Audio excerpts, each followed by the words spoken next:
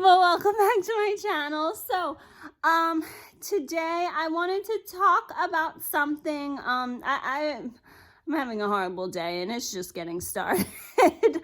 So anyway, I wanted to bring up some good news. So someone actually reached out to me asking about practicum placements and populations, and you know, it seems like I did these things like 10 years ago, but in reality it's only been 2, and I'm really glad that my opinions is still validated. But I figured I'd discuss it here on this channel.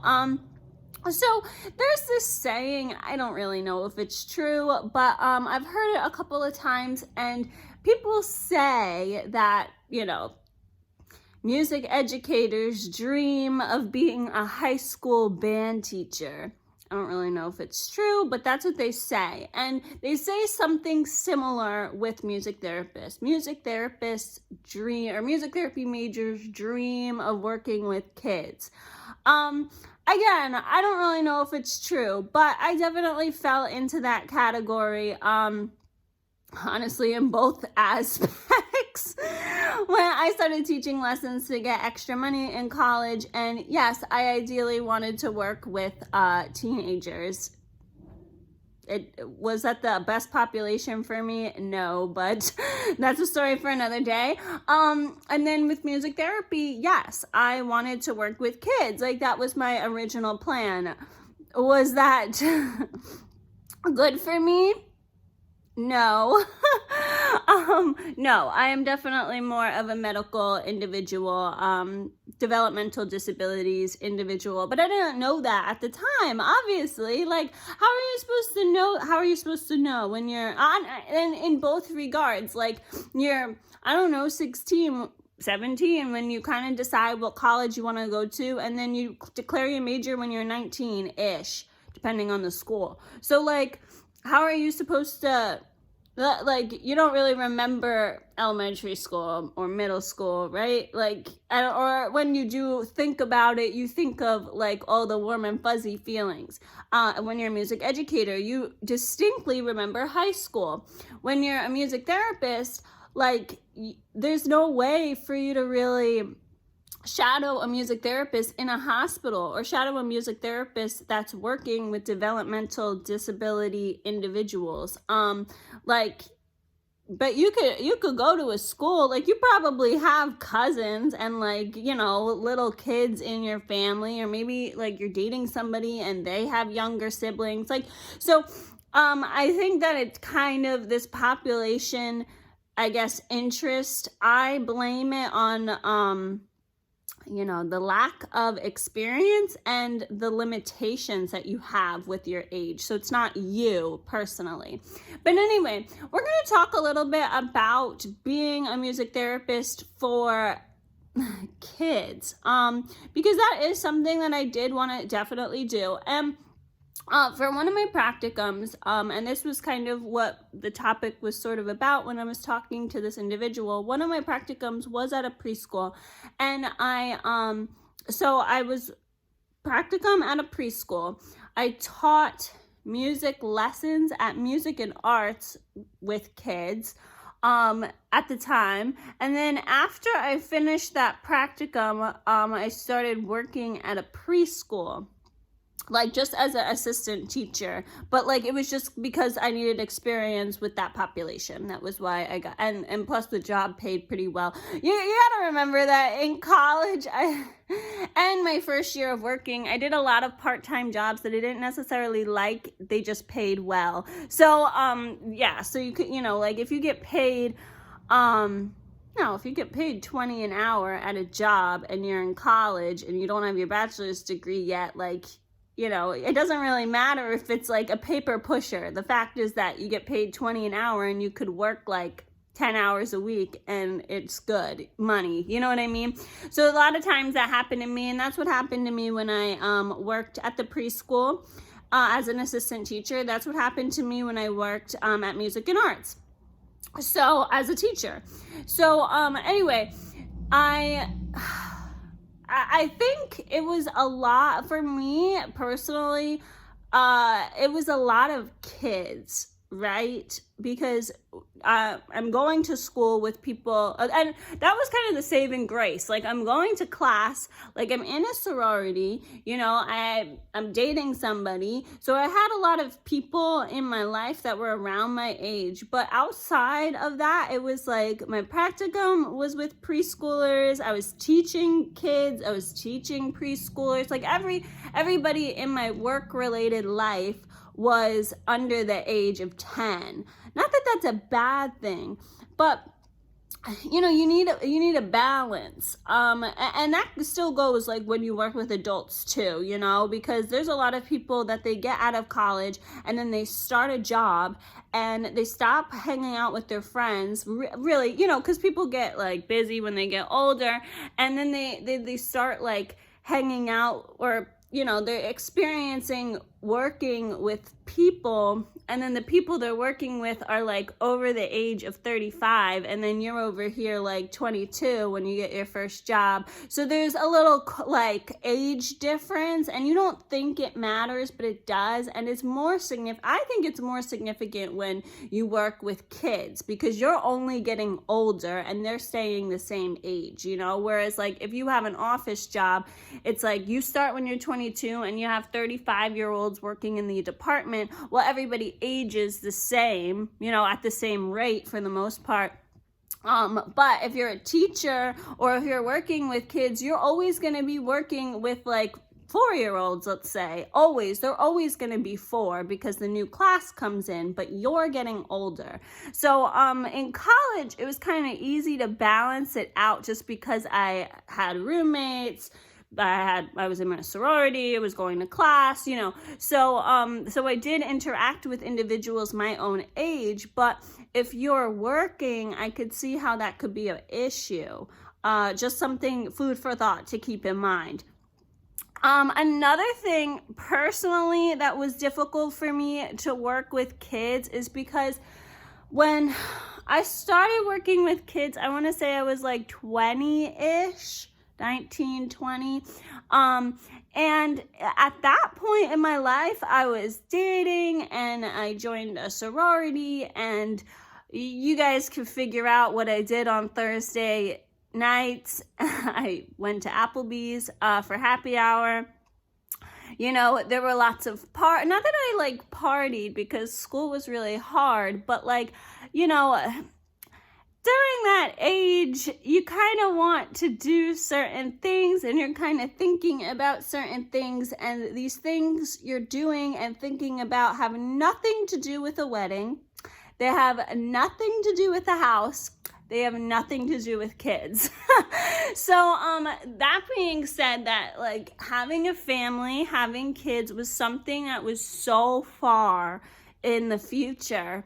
At that point in my life, that I don't know, it kind of affected me personally. Like, I guess it's hard to explain, but like it would be difficult for me to like work with these kids all day and then like see the parents pick them up and like the parents be so happy to see them and the kids be like so happy to see the parent. I know that's like a beautiful thing, but for some reason it just affected me personally because I wasn't at that stage. And to be honest, even though now I'm like getting closer, like, I have a timeline, but still, even now, it still kind of affects me because I'm not like currently in it. It doesn't affect me as much because like it's more in the future, but at that time it was like I was so far from reaching that goal, it kind of affected me in a negative fashion. Now personally, I feel like like I said, it still sort of affects me, even though I have like it, it's gonna happen within the next couple of years, but it still sort of affects me because I'm not currently in it. I think though, something to point out, another food for thought, if you are into kids and you want to have kids, it could become an issue later on, because I could totally see, like I said, it personally affected me at that point. It probably would personally affect me now. And if I had my own kids, it definitely would have affected me. Like, just because, it's hard to separate like your child from your client, and then how you act around your client versus how you act around your kid. Like, there's just a lot of personal struggles. And I'm like, it's not just kids, okay? Like, that can happen in any regard. Like, maybe your grandmother has Alzheimer's, so working with Alzheimer's dementia patients might be a personal challenge. Maybe you have a sibling that has autism. Like, that could be a personal challenge, so like certain populations have personal challenges, but I feel that working with kids has more of a personal challenge that people don't really realize on the spot, especially when you start working with kids when you're 19. Like, you don't really think about having kids. In my regard, it was just such a far-fetched goal, and I think when I was 19, and I think that's why it bothered me to work with kids, because I knew I wasn't going to accomplish this goal anytime soon, and it was just like a smack in the face yet again. And you know that I'm Armenian, so we're not really supposed to go to school in the first place. So anyway, moving forward, one thing that I do want to say that's most important, because I brought up 2 food for thought items, but one thing I do want to say that's most important is when you work with kids, there's a sense of, I want to say, demeaning might be the appropriate term. And the reason why I say demeaning is because you have to sort of think down, or you have to kind of adjust to be a little bit more easier to understand. Like, I'm trying to think, there's no like real phrase to explain this, but if you think about it, like, when you're a music therapist, you read all these articles about like music, right? And music therapy. And then they use terms like interventions, or they'll use terms like definitely, or, I don't know, dynamics, like those, which these words aren't that complicated. But to a 3-year-old, they're very complicated. And sometimes, at least for me, for sure, I definitely would use terms that I would see every day and not realize that these terms weren't appropriate for kids. Like, you can't necessarily say dynamics to a kid. I don't really think you could say it. I mean, it really depends. Like, when I work with adults, usually they have a musical sense, or they played an instrument in the past. So sometimes it would be appropriate to use a musical term, sometimes it wouldn't. But if you used it, like if you threw out dynamics in a session and clients didn't know about it, as an adult, you could explain it to them. And it would be important to the session. It would be important to the therapeutic process. But for kids, like, dynamics is a concept that would just like go over their head. I mean, look, think about yourself as a musician. I didn't master the concept of dynamics until I was like 18, because my body wasn't strong enough to control my airflow. So, like, how is a 3-year-old supposed to, like, control their airflow? And how are you even supposed to explain controlling airflow or controlling strength to a 3-year-old? So, it felt kind of demeaning to take these terms, vocabulary, and vocab words that really aren't that complicated, and I had to like dumb it down because I was talking to kids that didn't necessarily understand or didn't know that vocab word. I personally didn't like doing that. Then another thing too is the music, obviously, because you're playing, like, when you work with kids, you have to play, like, you know, children's songs, and children's songs are very nice and easy musically, and you can experiment and do all this stuff, and that, I think a lot of people like how easy it is and how fun it is to experiment.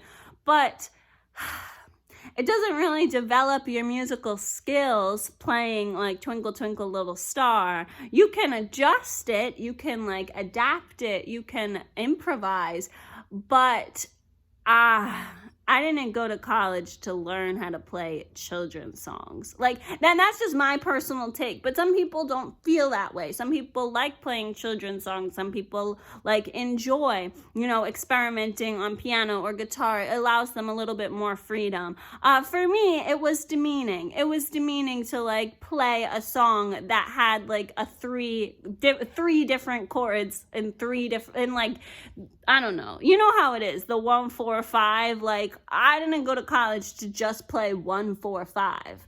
Like, I didn't spend all this money to just play 1, 4, 5, Twinkle Twinkle Little Star, like ABCs, It's fine for one client. It's fine for a group of kids. Like at my internship, I had one child individual. I had one child group, and that was fine. That was all I really wanted. I didn't want I can't do it every day. And then with the language barrier, I don't want to dumb down the way I talk for a kid, because I'm trying to live in a highfalutin society here. And that's another thing personally to keep in mind, that like I want to live in New England. I want to live a highfalutin society. I want to go, me and my man, we're gonna join a golf course club, whatever those are called, but that's what you do in New England, right? And then you go and you have drinks, like, you go to the golf course, and like I take tennis lessons, even though I'm horrible at tennis, and he plays golf, even though he still doesn't know how to play golf, but we're gonna learn together, and then we're gonna have some drinks and like go to the sauna and live that highfalutin society life and host tea parties, and that's the life that I want to live. And in order to live that life, I can't be dumbing down my language, and it's very hard to like separate in that type of regard. It's hard to separate like, dumbing down your language for your clients and then speaking, fluent sentence and complex sentences like in society. So yeah, but most importantly, I think working with kids is hard because it makes you detached from your age.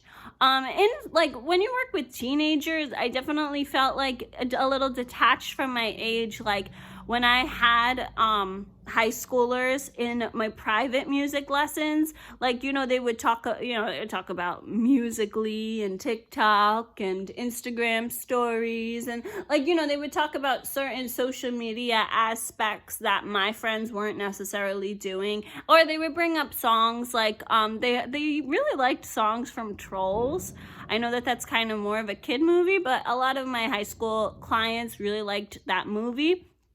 But like in that regard, it's good because it keeps you young, but, when you're dealing with 3-year-olds, it keeps you young, but I don't know, there's a little bit of a difference. Like a high schooler who's 16, yeah, they're still a kid, they're not legally an adult, but, you can like tell them to do something, practice this, or like work on that, and they should be able to do it. But like you can't necessarily say that to a 3-year-old. You can't give them responsibility. You often have to tell the parents, and that's like, it's just more work. Clearly you can tell I don't like working with kids, but these are some of the things that I had to discover throughout the process, right? I had to learn that you have to adjust your language. I had to learn that like the songs that you're playing, you have to be full-fledged like into the children's songs, and that was sort of hard for me because I wasn't into the children's songs. I didn't want to do it, So, and then you have to like understand the parent-family dynamic. Like, is that going to affect you personally? Like, maybe, there's lots of people out there that can't have kids, and maybe working with kids is something that they want to do so that way they can experience it. Other times, people like me who marriage and family was such a far-fetched goal, it kind of triggered me to work with families, you know? So I think it's understandable to realize that there's a lot that goes into working with kids that people don't really realize, and I definitely didn't realize until I was like into it. On the positive, I am going to end on a positive note. Working with kids is wonderful. Kids is really where the money is at, friends. It doesn't matter, like, I mean, preschool can be kind of hard to get into. Public school can be kind of hard to get into as a music therapist, but children with autism, like, that is where the money is at. Okay, children with developmental disabilities, thankfully there is money. There is, the government, like, in certain states really funds programs for music therapists. Parents are willing to like do more music therapy sessions for their children, and then insurance sometimes pays, depending on the state, but like, children really is where the money's at. It's kind of a spectrum here where like you have children with, I'm just gonna say generally, like, you have children and then you have older adults. That's where the money is. In the middle, that's not necessarily where the money is. So working with kids, it can be a very sustainable job, and it's very, very good. And if you like it, like, go for it all the way, because like, it will, you know, you're always gonna have a job. And like I said, there's gonna be new classes, so you're gonna have, if you're working with kindergarten, you're gonna be working with kindergarten like forever and ever and ever. And if you get into like a really good company or a really good school district, like, you could stay there for 20 years and it would be a wonderful thing. So that's kind of what I wanted to end with, that working with children is a money making population, and it always will be. And so it's really good. If you like it, like, go for it all the way and like give it your all. And like I said, like, take the music, experiment with it, you know, have fun, have lots of energy, you know, be like personable with the children, because they're cute, you know, they didn't do nothing wrong. Just working with children wasn't for me, and I learned over the years, well, over 6 months, because, you know, that's how long my experience working with kids was. I learned that I only like working with kids a little bit. There's a lot of personal, I guess for me, I guess there's more personal issues with working with kids that I came across in my music therapy profession and my teaching area that I didn't know even existed until I started working with kids. And that's something to keep in mind, that happened with kids for me, but it could happen with any population. Any population could be triggering, and you might not know it until you're actually in it. So just keep an open mind. As a music therapist, we can work with so many different populations, and there's subpopulations, like there's children, and then there's different subpopulations within children. So just keep an open mind. If you don't find, like, you know, your niche right off the bat, honestly, if you don't find your niche in practicum, if you don't find your niche in internship, it's okay, because how are you supposed to master or experience all these populations within like 5 experiences, you know? So just keep an open mind, keep trying, keep going for it. But if children are really your thing, like, go all the way and go full out, because it could end really well for you, and it could be a sustainable job. And that's what we all want, right? A sustainable job that we love, so we never have to work a day in our lives. Okay, thanks for talking to me, guys. Talk to you guys later. Bye.